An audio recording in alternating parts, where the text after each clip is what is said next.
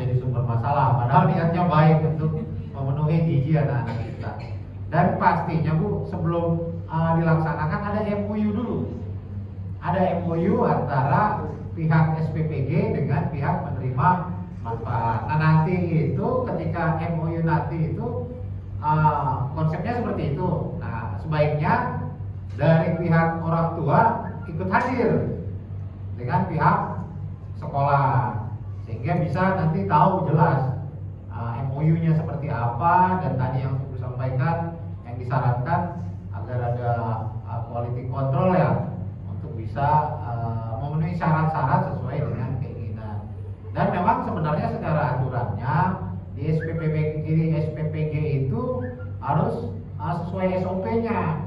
Jadi dari mulai tadi saya bilang bahan baku makanan, minuman yang akan diolah itu harus sesuai dengan standar kesehatan. Tidak asal-asalan bahan bakunya yang akan dikelola, yang akan diolah.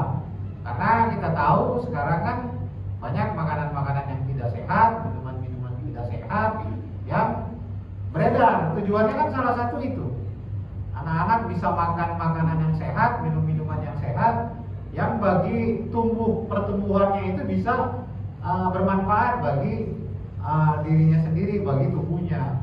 Kita tahu anak-anak kita sekarang banyak yang terdampak karena minuman-minuman yang tidak sesuai dengan standarnya, minum-minuman macam-macam lah sekarang. Ada unsur sodanya, ada unsur gulanya yang bisa tidak menyehatkan bagi anak itu. Makanya standarnya yang kita inginkan ya standar untuk anak-anak itu bagi mereka memang benar menambah gizi mereka, bukan yang memperburuk asupan kesehatan gizi mereka. Jadinya pastinya mulai dari pengolahan tadi, mulai bahan baku itu sudah ada standar-standar yang memang digariskan, dikualifikasi. Kemudian pengolahannya pun harus sesuai dengan pengolahan yang standar, yang steril, yang tidak berdampak pada makanan sampai ke distribusinya. Makanya kami bilang Ibu boleh browsing kalau SPPG yang dikelola oleh Kepolisian Negara itu sampai hari ini belum ada yang keracunan. Sampai hari ini belum ada yang terdampak anak-anak di seluruh Indonesia. Karena SOP-nya, standar operasionalnya dilakukan sesuai dengan ketentuan dari pemerintah. Sebenarnya kalau ketentuan dari pemerintah dilakukan dengan baik, standar SOP-nya dilakukan, diikuti, pastinya tidak akan ada dampak. Pastinya tidak akan ada kejadian-kejadian, insiden-insiden seperti yang kita dengar, kita lihat, kita tonton di media. Tapi itu pun hanya sebagian kecil. Cuman tadi kata Pak Ustadz, kalau untuk pemberitaan, informasi, orang kan lebih senang yang buruk, karena itu menjadi daya tarik bagi jurnalis. Karena lebih tertarik orang ngomongin yang jelek daripada ngomongin yang buruk. Nah itulah mindset kita, artinya budaya kita memang kita harus rubah juga. Jadi jangan mengeneralisir, jangan menilai secara umum. Padahal itu hanya parsial, bagian-bagian terkecil, hanya berapa persen dari program MPG itu. Mungkin itu ya Bu, terima kasih saran masukannya. Tadi saya sampaikan, sebelum itu dilakukan pastinya ada MOU dulu antara pihak SPPG dengan pihak PKBM nantinya. Dan MOU itu nanti boleh Ibu hadir ikut dengan pihak sekolah, dengan pihak PKBM. Jadi lebih aktif dalam mengawasi kegiatan MPG. Demikian Ibu. Mungkin ada lagi Bapak Ibu? Silakan yang mau bertanya atau kita diskusi atau menyampaikan informasi. Silakan Bapak Ibu.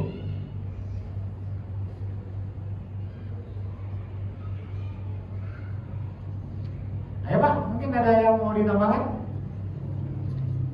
Mau bertanya aja Pak? Ya, silakan Pak. Kalau ini sudah berjalan kira-kira kapan waktu itu Pak? Nah itu yang masih kita belum pastikan, karena hari ini kalau yang di SPPG Polri ya, kalau SPPG di sini saya sampaikan tadi sudah ada 3 ada 2 yang sudah operasional, itu di alternatif Cibubur, dengan satu lagi di Jalan Putri Tunggal. Nah, yang satu lagi belum beroperasi.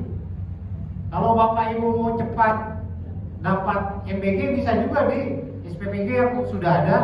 Nah, mereka sekarang lagi mencari murid untuk bisa masuk dalam program mereka tuh. Di mana tuh tempatnya yang baru? Di Putri Tunggal. Nah, itu bisa tuh. Yang lama di RW2. Yang lama di RW2. Nah, dari kita dari kepolisian itu belum, karena sekarang kita masih mencari tempat yang cocok. Kita agak berhati-hati karena tadi kita menjamin keamanan dan bagi murid itu jangan sampai terdampak. Makanya kita agak-agak lama, tapi bagi kami ya yang penting kan pemenuhan gizi dan amannya itu, kenyamanan murid itu yang penting, yang utama. Jadi bukan dijadikan proyek kalau kami, karena sebagian itu kan dari pihak ketiga. Kalau kami langsung kami kelola sendiri dari Kepolisian Negara. Saya sampaikan tadi dari Pak Kapolri itu memerintahkan satu Polres itu harus ada 3 SPPG. Yang sudah berjalan itu 1 di Polsek Tanjur Alang, 1 di Polsek Bojong Sari, dan rencananya Polsek Cimanggis 1. Nah, sedang kami cari tempatnya, lahannya yang cocok, yang sesuai dengan SOP-nya, yang sesuai dengan ketentuan. Itu yang lagi kami cari. Ya, semoga ada di wilayah Kelurahan Harjamukti supaya PKBM Nur Iman ini bisa ikut dalam MBG tersebut. Begitu Pak, saya kira. Ya mudah-mudahan lebih cepat ya Pak ya. Lebih cepat lebih baik. Harapannya seperti itu. Ada lagi mungkin Bu yang mau ditanyakan? Kita diskusi aja nggak apa-apa. Atau masalah lain selain MBG, masalah bullying lah atau apa? Gak apa-apa. Karena memang tugas kami, tugas preemptif dan preventif. Jadi selama ini mungkin Bapak Ibu melihat sosok polisi yang kerjanya hanya nangkep maling, yang kerjanya hanya melakukan tindakan-tindakan represif. Mohon maaf, bukan. Tugas kami itu ada 2. Jadi seperti koin yang berseberangan.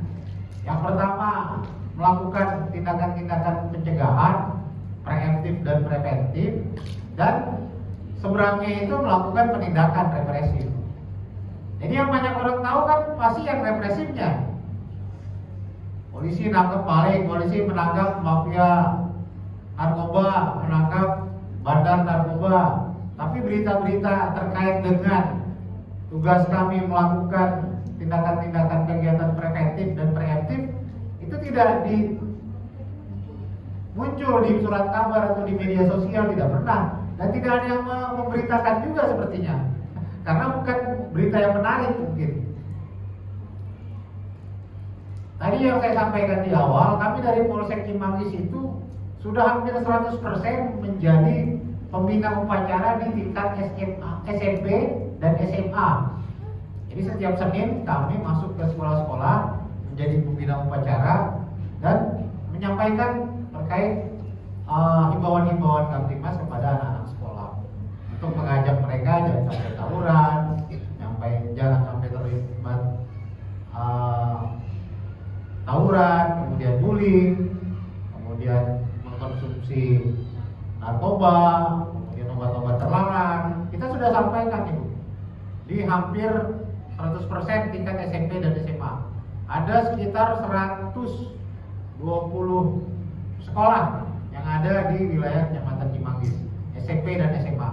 Dan itu kita sudah laksanakan dari awal tahun pelajaran baru, dari Juli sampai dengan bulan November ini.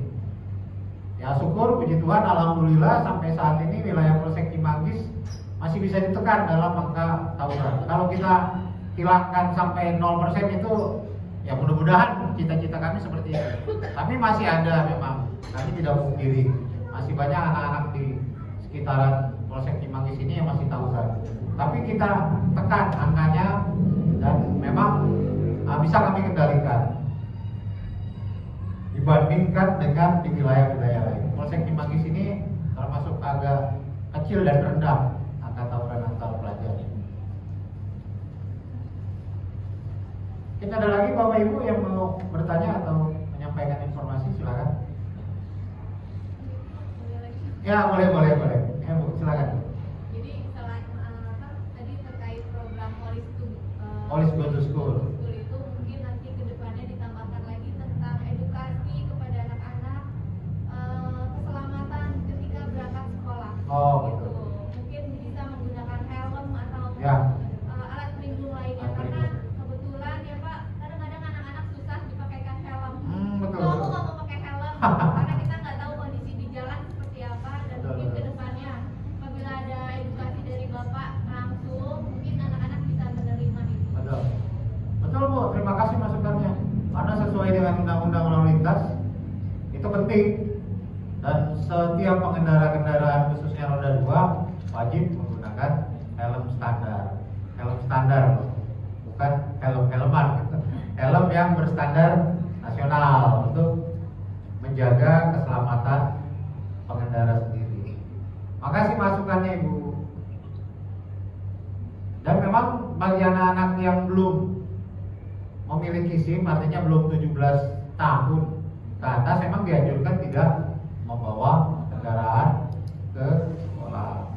Yang paling ideal ya diantar lah sama orang tuanya kalau tidak ada jemputan. Boleh diantar oleh orang tuanya. Dan memang di sekolah-sekolah pun kami himbau itu, bagi mereka yang belum berumur 17 tahun, biasanya SMA kelas 2 atau kelas 3 itu, dan belum memiliki SIM, dihimbau untuk tidak menggunakan kendaraan berdua. Cuman memang kondisi di tempat kita ini banyak sekolah-sekolah yang tidak terjangkau oleh angkutan umum, sehingga mereka membolehkan, ada pihak-pihak sekolah yang memang membolehkan untuk mengendarai kendaraan. Ada juga sekolah yang membolehkan karena alasannya itu tidak terjangkau oleh transportasi umum. Tapi yang baiknya lebih baik ya kalau mereka belum 17 tahun ya jangan menggunakan kendaraan roda 2, karena resiko di jalan itu besar Bu. Potensi gangguan di jalan itu besar. Bisa kita menjadi korban kejahatan kalau kita tidak hati-hati dan waspada. Sering terjadi anak-anak dengan modus penipuan Bu. Motornya dicegat, ketika berhenti motornya dibohongi sama si pelaku kejahatan.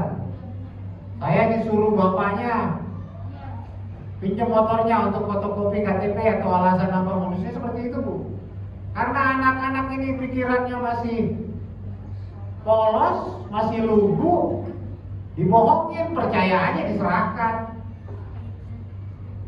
Selamat jalan lah kalau seperti itu. Sementara kita orang tuanya, termasuk saya Bu, waduh saya nyicil motor itu sampai bosan juga itu.